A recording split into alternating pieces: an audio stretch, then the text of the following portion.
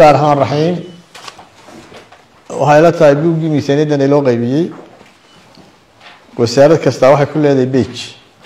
بوغ marka wasiir kasta waxa ka codsanayna buugiisa beeshiisa eego inta aan hadalka siyaadaan sii wado mudanayaal waddankeenu waxa uu muddo sanad ah siiba labadii sano ee u dambeeyay la daalaa-dhacayay duruufo dhaqaale oo isbarkan oo ay keeneen dagaaladii dhacay doorashooyinkii gubashadii suuqa waa jaale iyo waaheen hargeysa iyo duruufo kale oo adduun weynaha aynu la wadaagno haddaba aniga oo ogsoon qorshayaasha xukuumadda cusub iyo kuwa qorshayaasha horumarinta qarankaba iyadoo uu dib-u-dhac ku jiro waqtigii la ansixin lahaa miisaaniyadda 2025 iyadoo miisaaniyaddii sanadii hore dhinaasho gashay sida wasiirka hadda akhriyayay labadii sano 23 iyo 24 midna waxaa dhimay 11% midna waxaa dhimay 12% iyadoo miisaaniyadda sanadka 25 wax korodh ah ku jirin marka la eego miisaaniyaddii sanadkii 2024 sababaha awgood waxaan wasiirada ka codsanayaa in miisaaniyadda 2025 sideeda lagu ansixiyo in miisaaniyadda halkan ku ansixisaan maadaama inagu aynu ansixinayno aan ciidana kaga daba tegin golaha wakiilada mararka qaar bay dhacdaa wasiirku isagoo halkan ku ansixiyay inuu haddana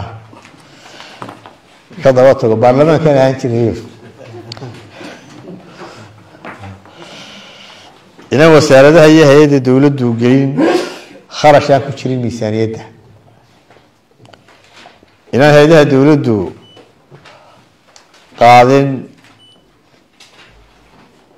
dakhli aan sharci ahayn hadday qaadaan mid sharciyana ay ku soo wareejiyaan sida sharcigu sheegayo wasaaradda maaliyadda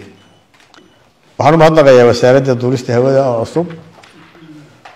oo dakhligii madaarka ka qabato aan berigii hore lagu dari jirin miisaaniyadda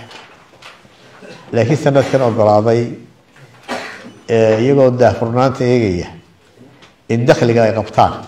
ay ku wareejiyaan wasaaradda maaliyadda waxaa la hakiyey cashuur dhaafyada aan sharciga ahayn sidaa daraadeedna go-aanka waxay nagu wada waajiba inaynu fulino waxaan aada iyo aada idinka mahadnaqayaa inagoo horena miisaaniyadda waxaa filayaa wasaaradda maaliyadda waynu ka wada hadalnay wasiire gaargaar noo looga wada hadlay si guudna waynu isugu aagnay inaan sanadkan korodh aanu suurtagal ahayn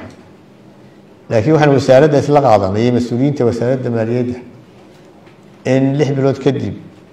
dib loo eego budgetka oo la sameeyo inta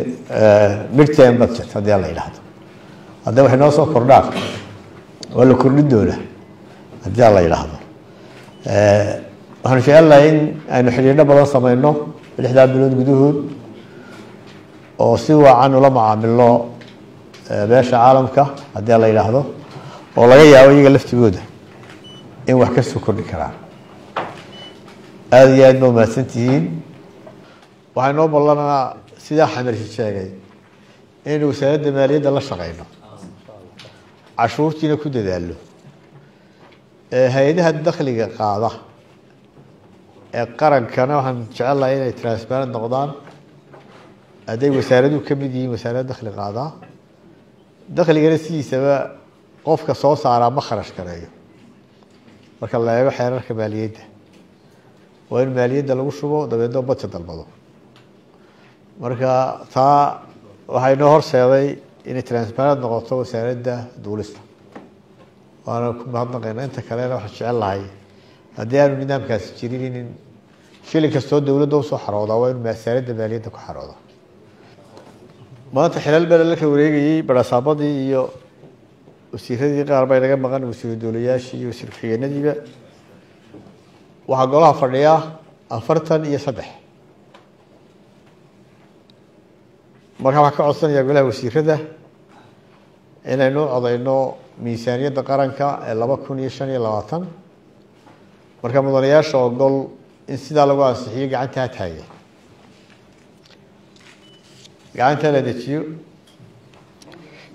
mudanayaasha diidan in la ansixiyo sidaa lagu ansixiyo gacantaa taagay mudanayaasha aamusay gacantaa taagay cid diiday ma jirto cid aamusay ma jirto 43 xubnood baa ansixiyey miisaaniyadda qaranka 2025 sidaasaanay ku ansaxday